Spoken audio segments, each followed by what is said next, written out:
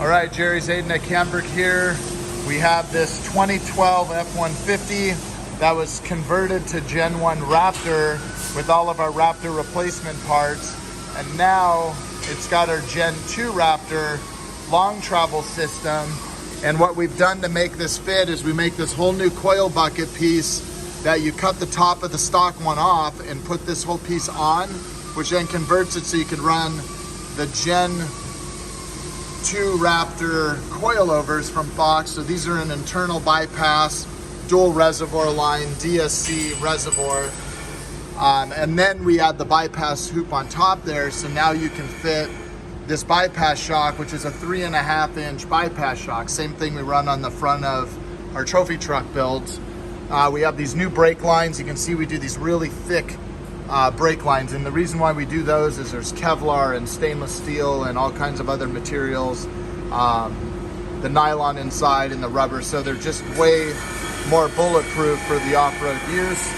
We got the 1-inch uniball pivots down here at the frame, and what's really cool about all of our new kits is we run the slapper arm and the 2.5-inch air bump. So we have this air bump here, and that air bump is a 2.5-inch diameter by 2.5 inches of travel, so it only kicks in for the last 2.5 inches of compression travel, so you're not hitting it on the street really ever. It's just mainly for bottom out control at the top.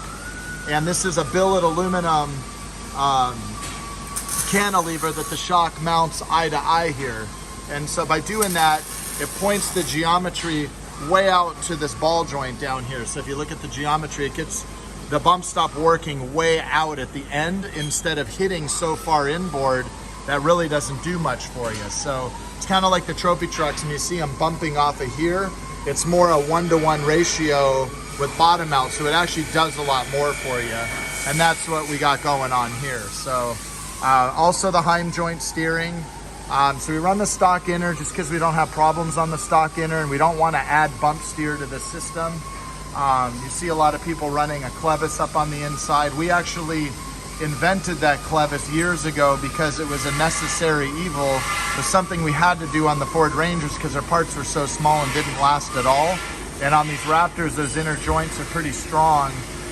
So we went with the Heim on the outer, and by doing this, and this is something we've been doing for 20-something years, is really playing with the geometry to eliminate bump steer on how high this is going.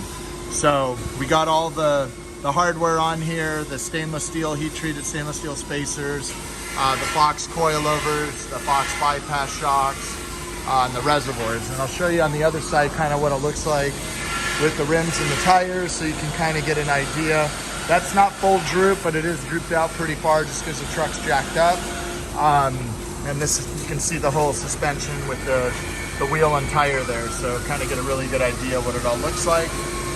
We also have these heat-treated 4340 alloy axles, so all the same technology and everything that's going into this whole kit we put into all the products we make, using the best materials, domestic materials, machined here in-house, or made here in the United States, whether it's doing splining and broaching and all those kind of things we sent out to our partners. We still have the lower skid plates to bolt onto the arms there, and we'll be doing that as we finish up. We have this whole billet end piece here. This is all billet, the steering stop all one part there. This uses our X joint lower joint. If you've ever driven a long travel kit with uniballs and it's wandering all over the road, very hard to drive, it feels like it's wanting to lane change. Well, the uniballs down there aren't really as nice as our new X joints, which are a heat-treated alloy steel ball joint. They're extremely strong, a whole new technology going in those that we've been developing over the last 4 years and now putting in to these kits. So we do them on a lot of our upper control arms, and we're starting to do them more in our long travel kits to have more drivability.